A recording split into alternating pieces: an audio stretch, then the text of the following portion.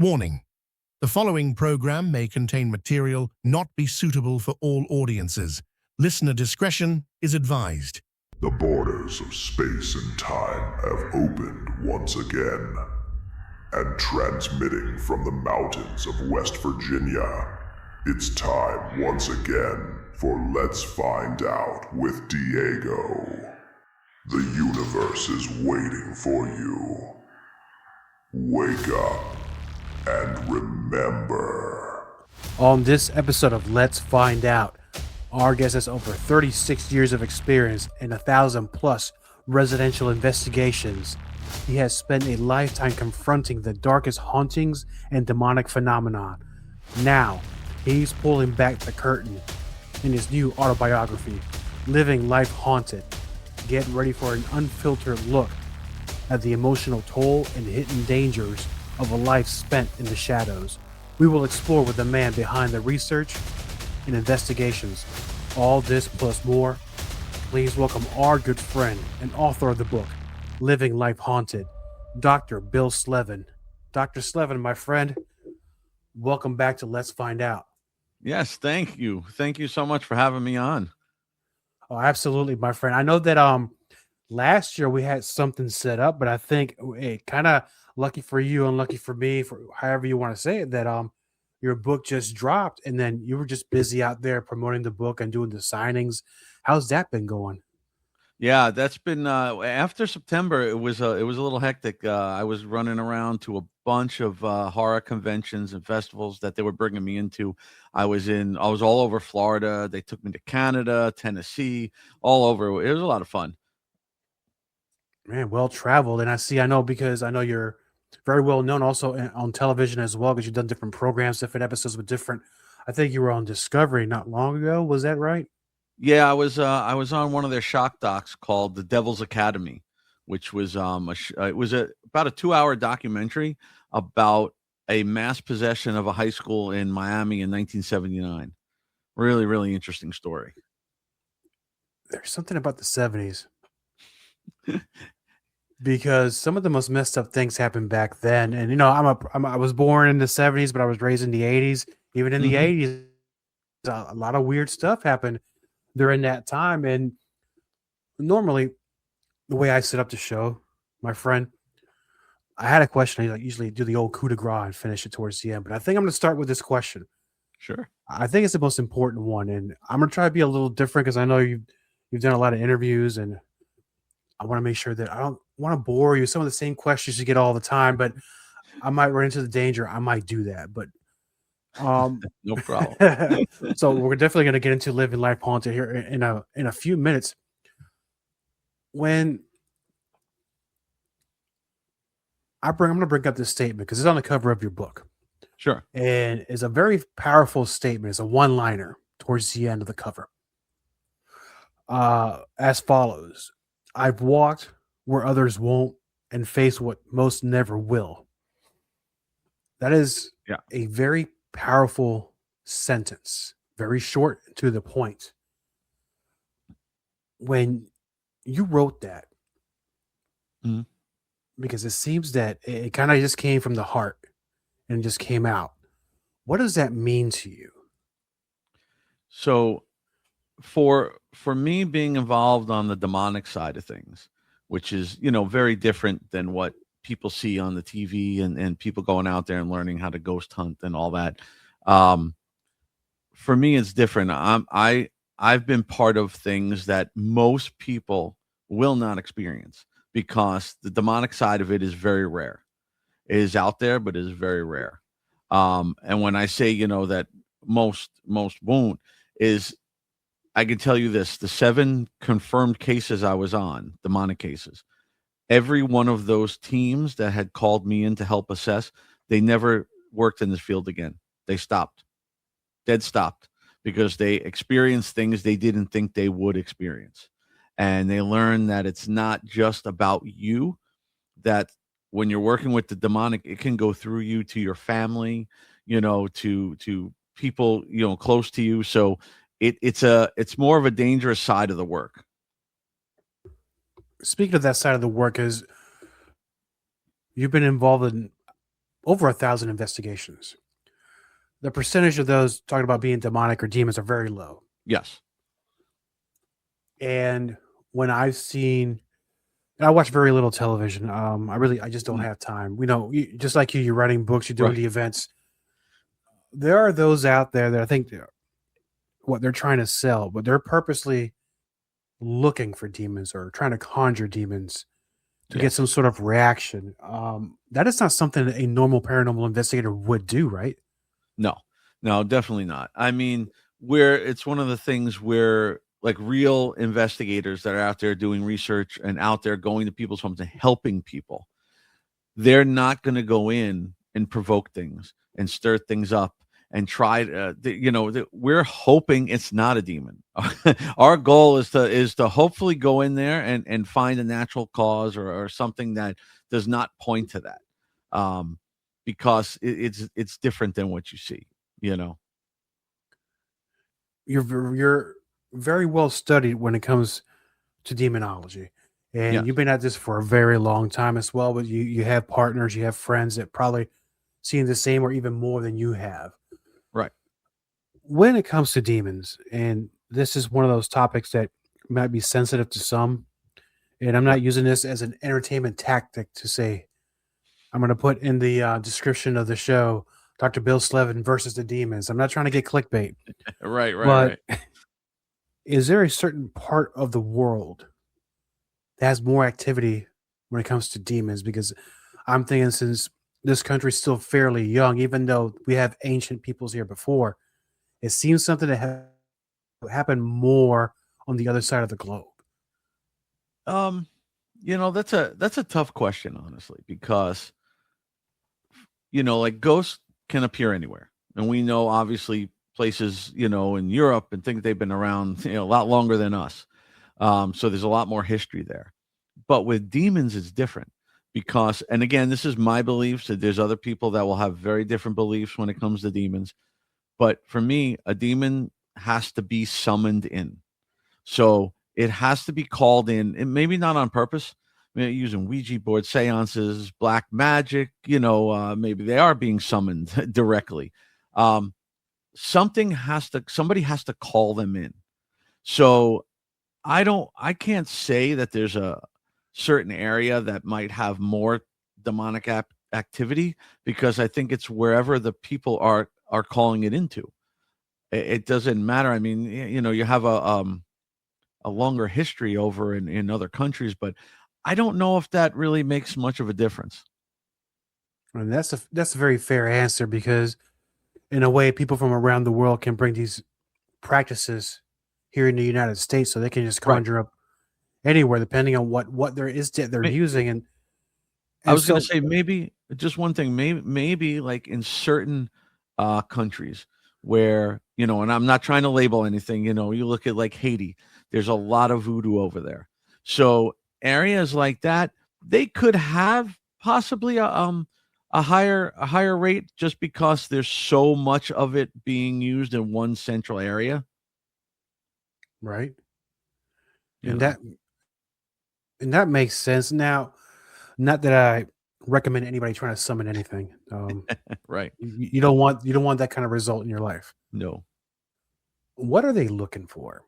So what would grab a demon's attention saying, this guy's offering this? What attracts a demon to somebody?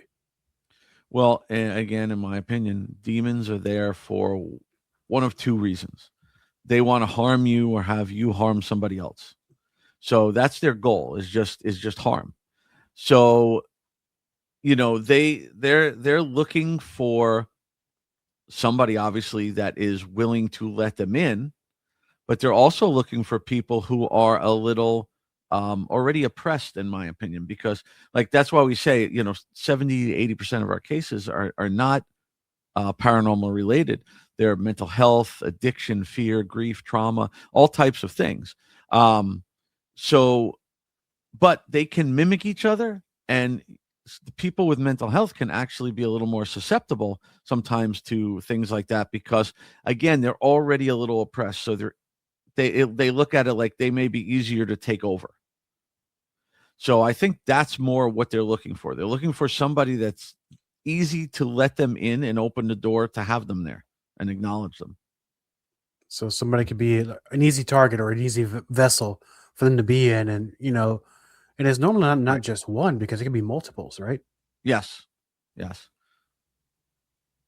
That's some scary shit there, man. Because It is. I'm not gonna lie to you, because I know that if you're, and it depends on what side of the coin you are, or what religion, but we are legion, for we are many. I mean, you don't even know how many.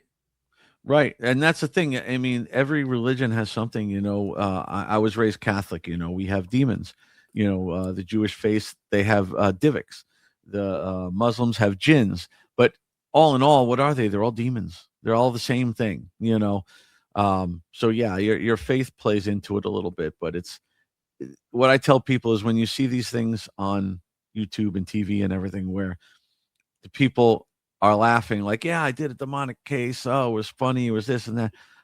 They were never on a demonic case, because a demonic case is not going to be funny. If you're on a real one and you encounter something real, it is not going to be funny.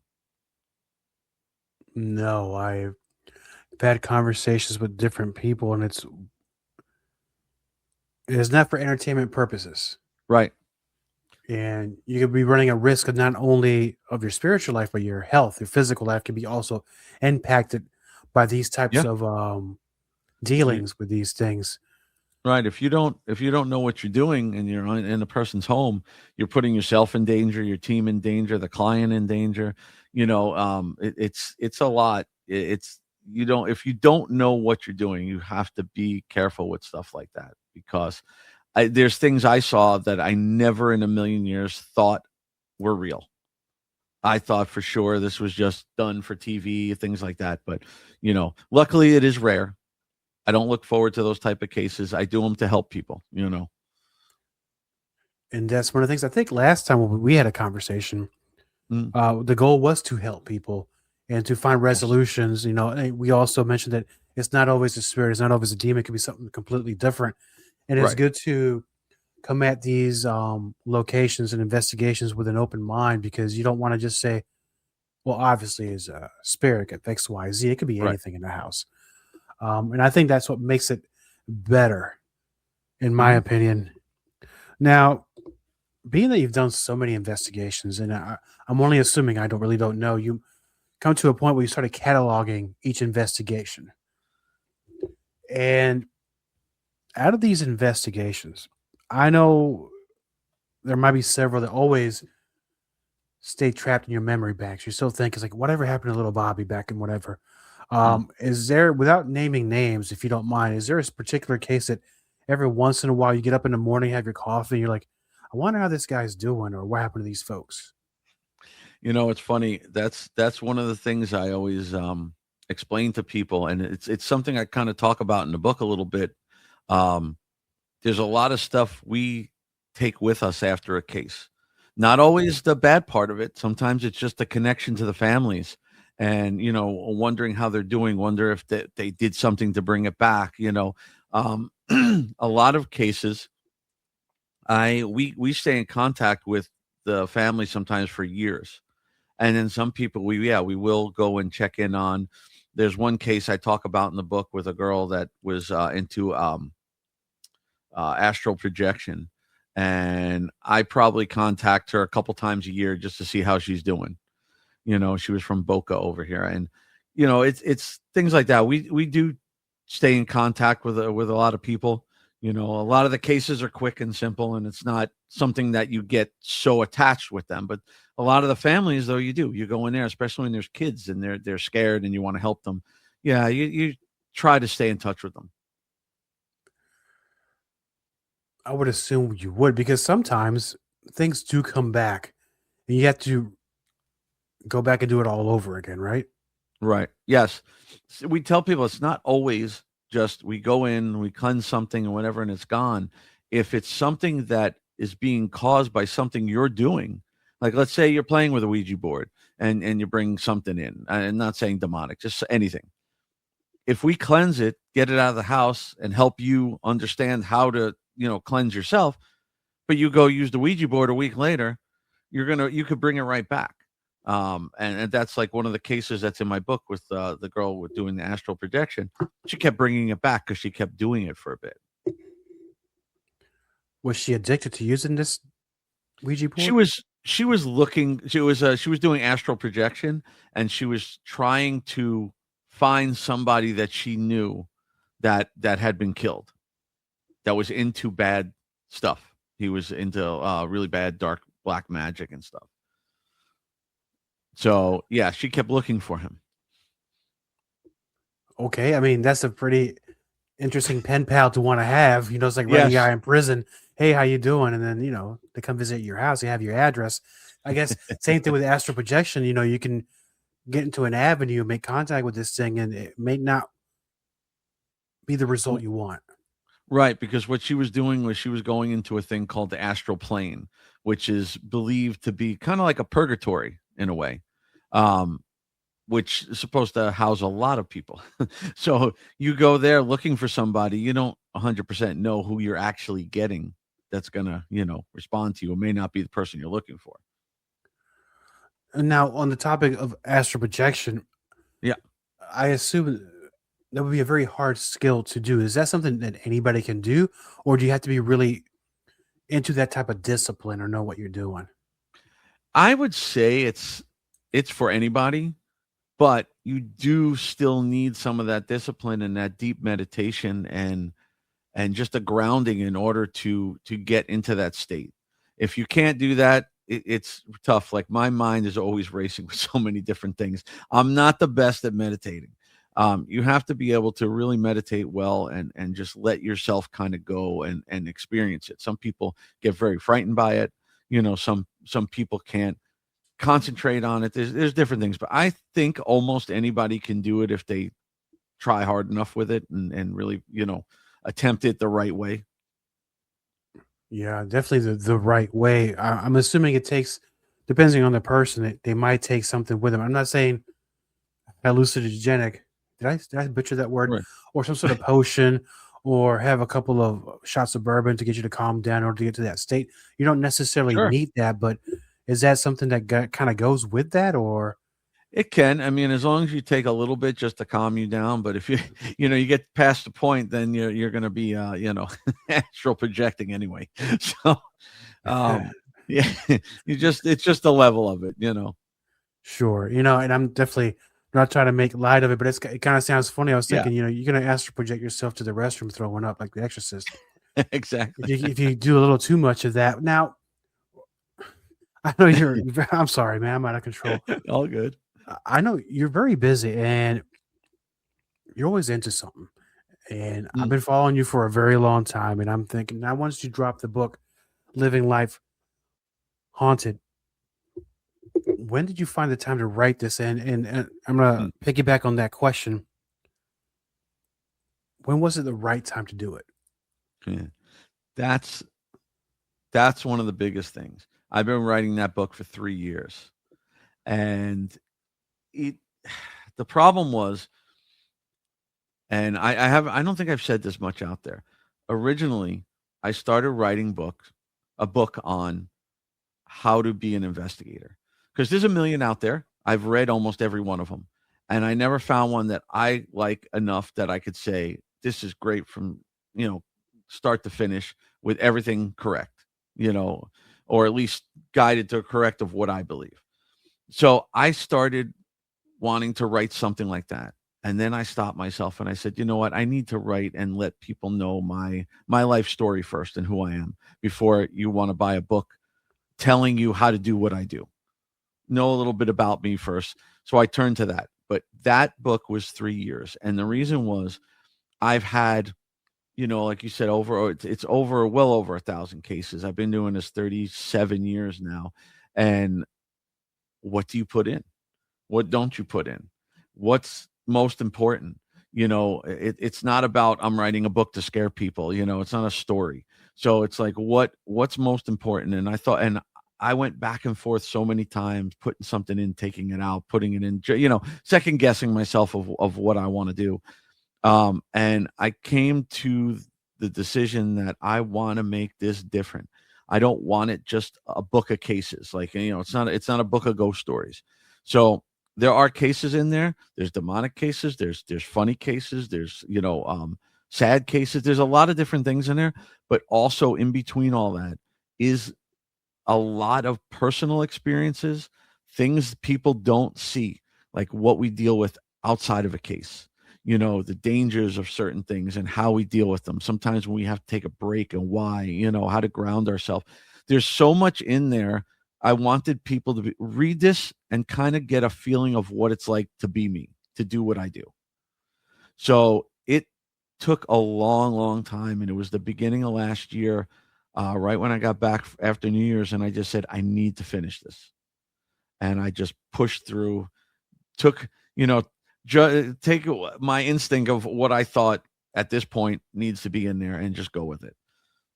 And it's a big book. It's 364 pages. It's not a small book.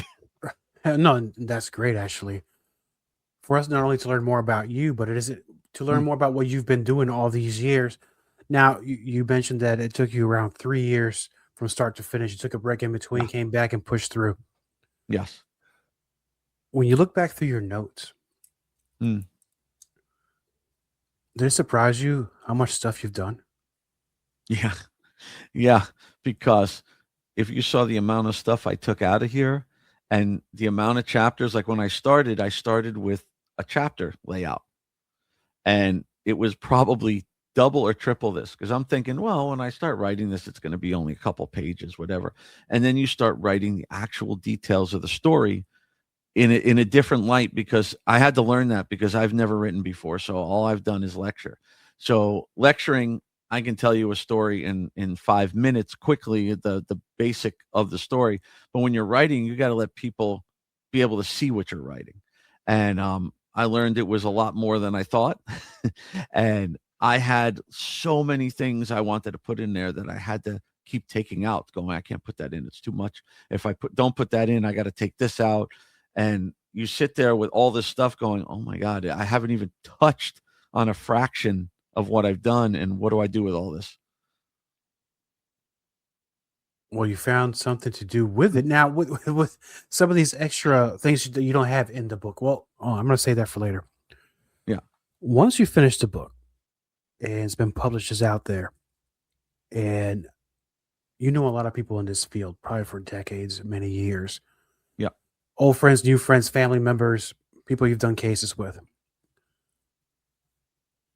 If or when they've picked up the book and purchased it and they started reading your book, is there something in there that they might not know about you? They thought they knew you? There's definitely some things in there that people won't know. There's a lot of personal stories in there. There's a lot of personal things I've had to deal with. A lot of things I've never talked about on any kind of interviews or even in lectures. A few things here and there, but there's definitely some stuff in there they would not know.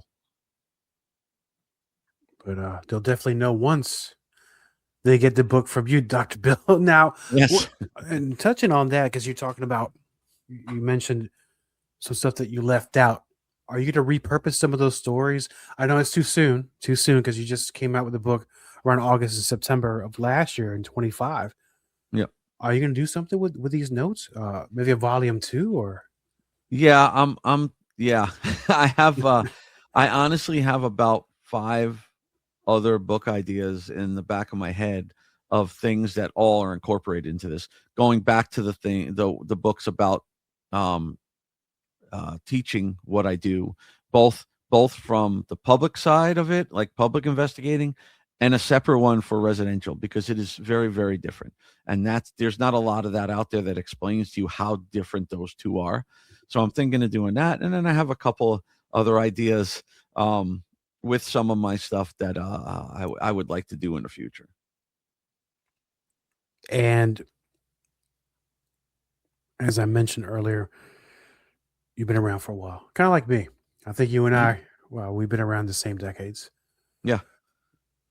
In the age now where we have a lot of technology to do the research and investigations, back then there wasn't really that much stuff to play with. Mm. We had like either an old tape recorder.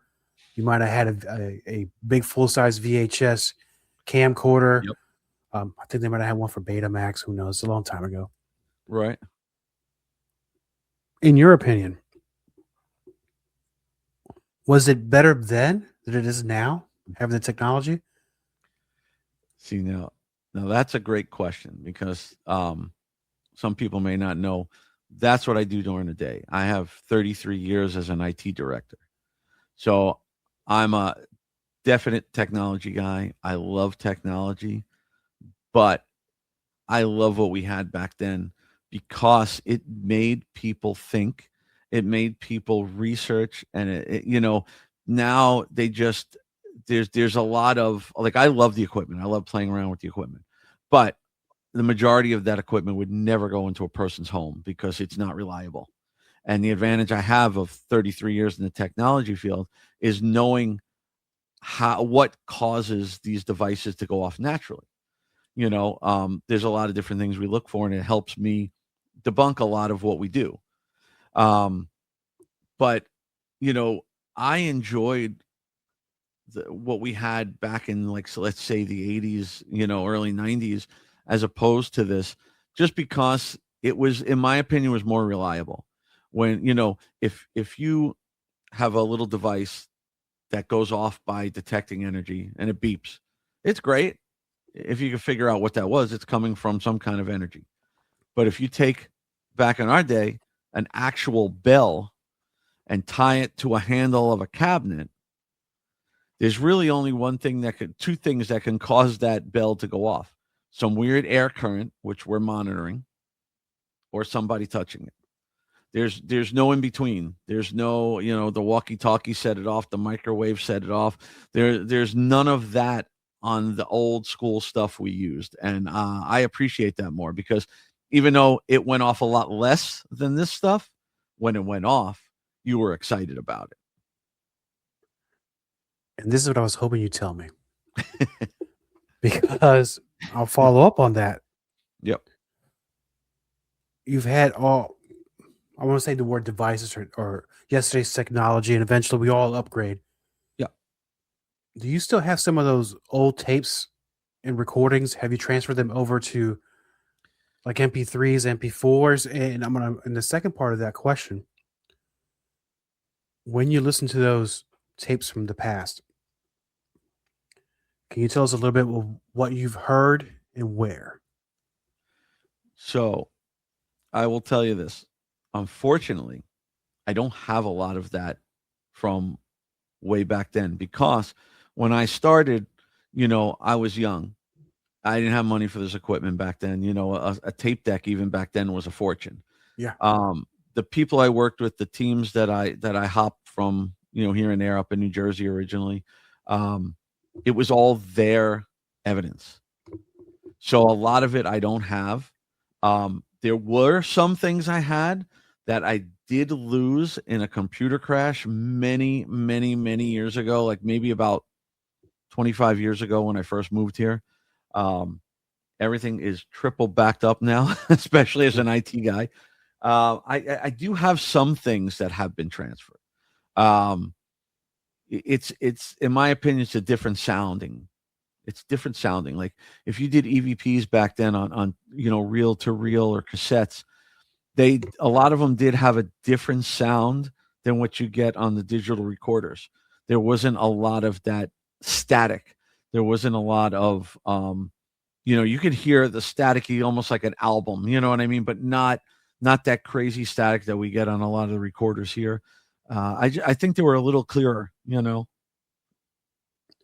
And touching on that, you're an IT guy, and I've noticed, not just me, because I've have friends that download and review paranormal apps, right?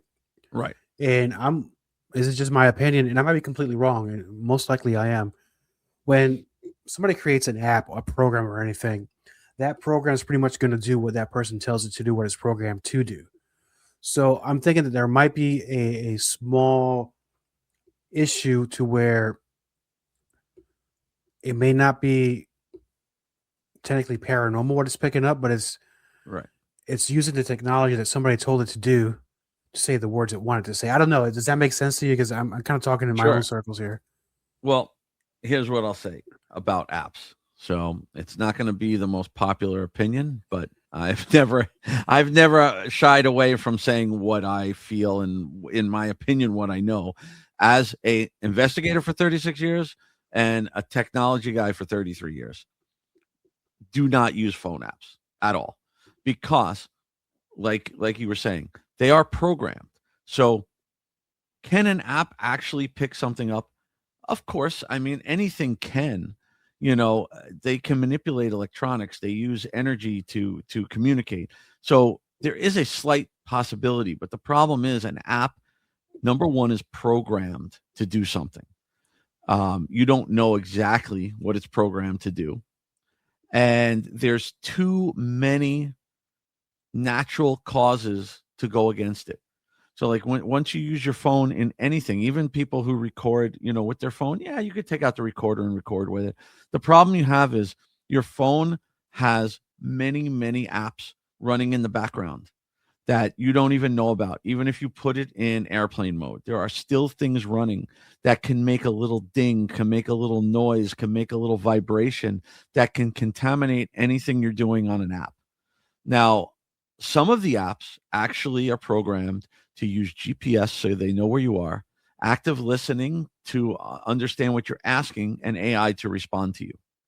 So if you're in a cemetery asking, John why he died, it knows how to respond to you. They're just, in my opinion, they're programmed. It's like anything. Something can come through there, but the fraction of reality through it is too small to judge. I can tell you a million reasons why it's not real.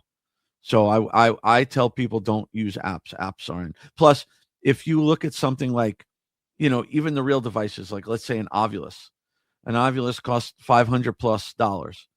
It still has a word bank in it. It's still drawing words. It's interesting device. I like it. But why do you think your phone app that is either free or costs $1.99 can do the same thing that the Ovilus can? And why do you think your phone has the technology in it to do that? A phone isn't a thermal camera. A phone isn't an EMF detector.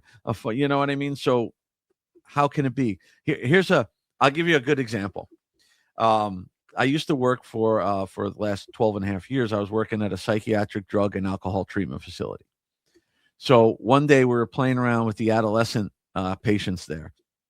Somebody did something, and they were calling out the whole group, trying to get them to see who did it. Right?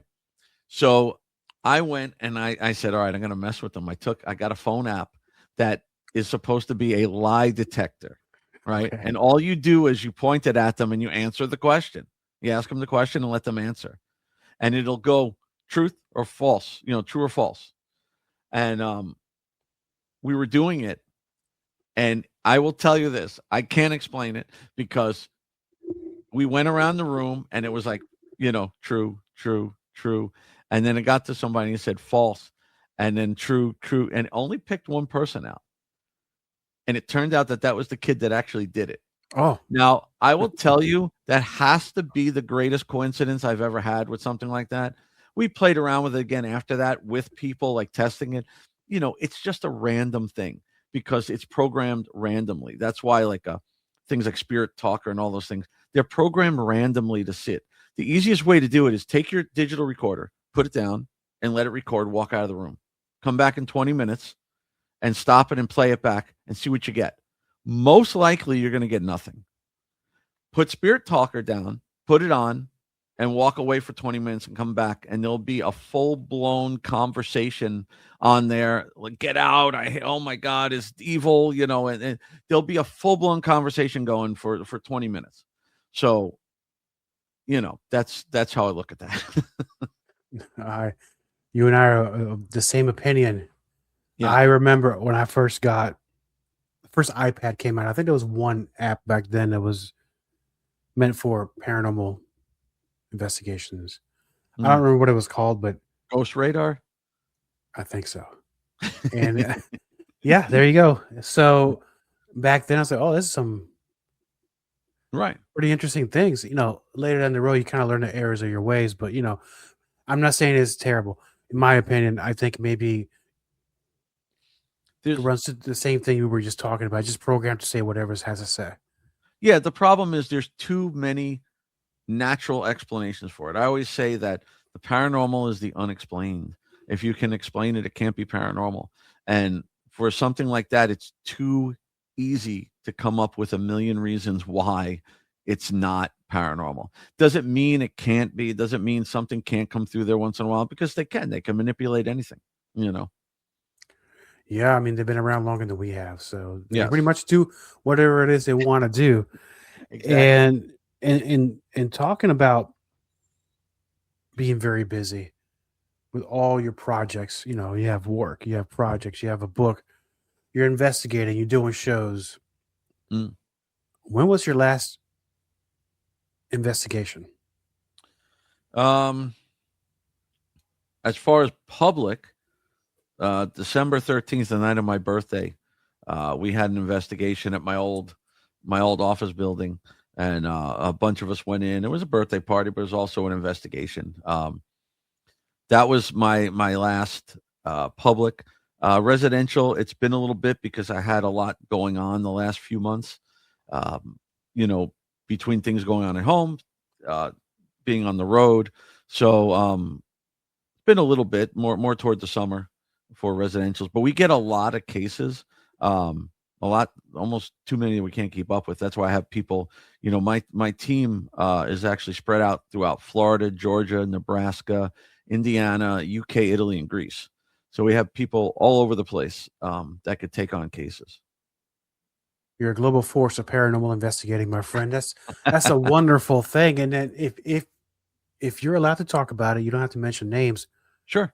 On one of the last ones you were in locations you were investigating, can you tell us what it is that you saw or heard? So I'll bring up the public investigations in my old building, because we go there quite often now a bit, because it's still there. We have access to it. We have captured some really interesting stuff there. The main things that everybody's gotten in there, and it's my team, and it's also a team war party that we work with. A lot of them, they come up and they're with us. We've all experienced a lot in this building.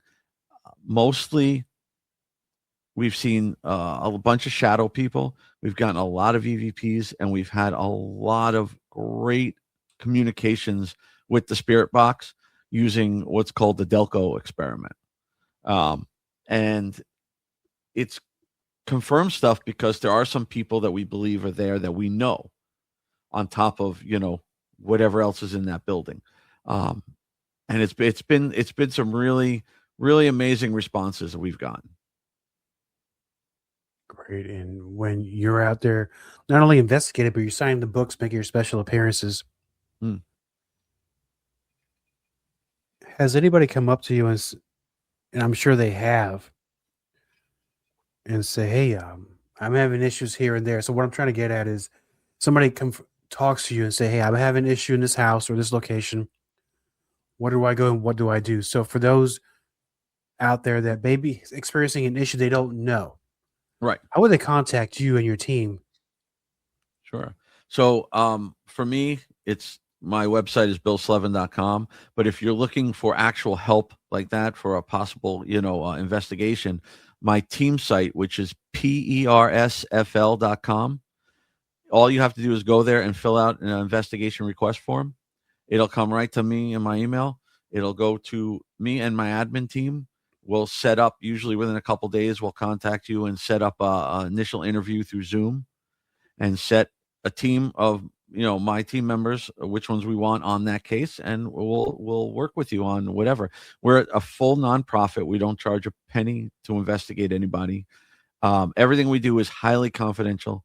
There are a lot of forms that we have everybody sign, from confidentiality to non-disclosures to all types of things, because that's not what we're about. You will never see us post about our our private cases online. You won't see them on our social media. You won't see anything.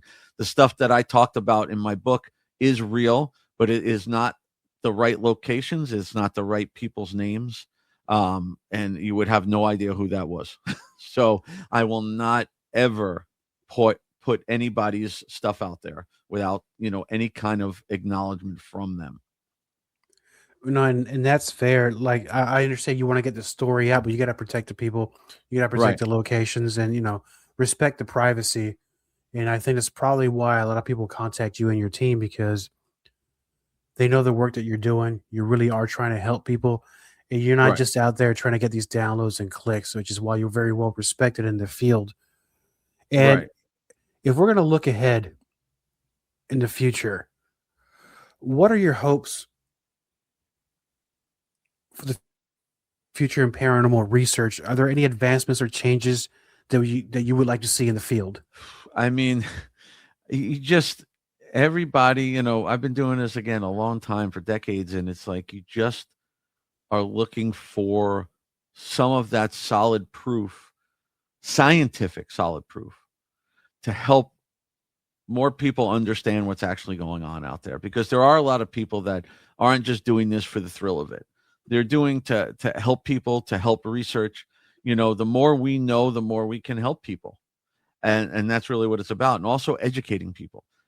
That's one of my biggest things. That's why I lecture at places and I have panels and I go to colleges and schools and conventions, because I want people out there there's two sides to it. If you're at home and you think maybe you're experiencing something, I want you to understand what's real and what's not, and who to contact and the type of help, that you can get. On the other side of it, if you're interested in doing this and you want to, be an investigator or get into this, I want you to understand what's real and what's not also, and learn what you should do. Just because you saw it on TV and you think it's a cool thing, maybe you need to stay in public settings and not go into somebody's home, because that's not your route. And it's what you want to do is more of a thrill seeking instead of, helping. Because if you're just thrill seeking and you encounter somebody who has a mental illness, you're not going to know how to help them. You're not even going to know they have a mental illness. Yeah, you're not going to help them at all. You might make things worse. Yeah, a lot of times. Yeah, that's unfortunate. That's what we have. Teams like you to help educate and make sure that everybody's on the up and up doing what they have to do, not only Yep. to protect the folks in the places where they're investigated, but protect themselves as well. Very important to protect yourself. And I know now 2026 came by so fast. What are your next speaking engagements coming up? So I have there's a lot that I'm waiting on for the confirmations, but right now, March 14th, I'll be at Sunrise Comic-Con down in Sunrise, Florida. It's always a really fun little one-day Comic-Con. I'm a celebrity guest there, and I will also be doing a panel in the theater. The following weekend, it's not completely official, but I'll see everybody at MegaCon Orlando, and I'll be announcing anything as that goes along. But then in July, which is actually July 31st to August 2nd, that one I'm excited about. This is the first ever New Orleans Paracon. This one is going to be a lot of fun. I'm going to be out there. Father Bob will be there. Father Ken. I know Patty Negri, Johnny Zaffis. This is going to be a really, really fun event. It's not just about the panels and us there speaking. We're also doing workshops. So on both days, I will be teaching classes on how to properly investigate a residential home. And then there's other people there doing a whole bunch of other types of workshops, things from paranormal to vampires to everything, ghost hunts at night. It's going to be a lot of fun. I'm really looking forward to that one. And then past that, I don't have all the confirmations yet, but there's a lot of things coming this year. Excellent. You maybe want to take a road trip. You just mentioned so many things I really want to get involved with that I might just do that. And now for the most important question of all, the magic question, my friend. For our friends, the listeners of Let's Find Out, they want to get their own copy of the book, whether there's an autograph, a download version. Yeah. Where can they purchase the book? So right now on Amazon, you can look it up, Living Life Haunted. I have soft cover, hard cover, and ebook. Thinking about possibly doing the audio version at some point. I will be putting it up shortly, hopefully in the next week, off of my website, autographed. And then also any events I do, I always have the books with me. I also have another book that I haven't even really advertised. It's not a regular book. It's a paranormal journal. It's a journal. It's Paranormal Investigation Journal and Case Log. You can get it on Amazon also. And what it is let's say you're going on a ghost hunt, you're going on an investigation, even a ghost tour. You want to log your activity and what went on during the case. When you open it up, it'll say case 1, and it will have the flow of the same format of the forums that we use as a team, of what we look for, what we check off, what we want to write down, what we monitor. And there's enough in there. I think it's about 15 plus pages per case, and you can log up to 10 cases on it. So it's something like if you're going to go around and you want to log your stuff, it's a great little, extra handy thing to kind of research, to put your research into. What an awesome thing to have with you during an investigation. And I'm pretty sure those out there just getting started, that would be the first thing they should purchase.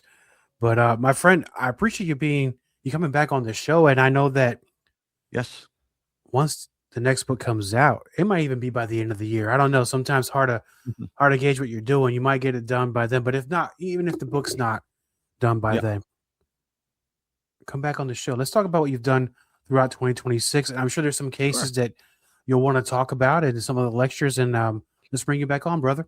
Absolutely. If anybody is interested in having me on anything, whether it's a podcast or an event or anything, you go to my website, billslevin.com, and you can contact my manager, Asia.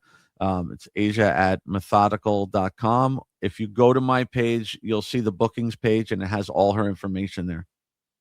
Yeah, Asia's great. Hey, yes, she got us together for this interview, so much love to Asia out there. And Dr. Bill Slevin on Let's Find Out with Diego.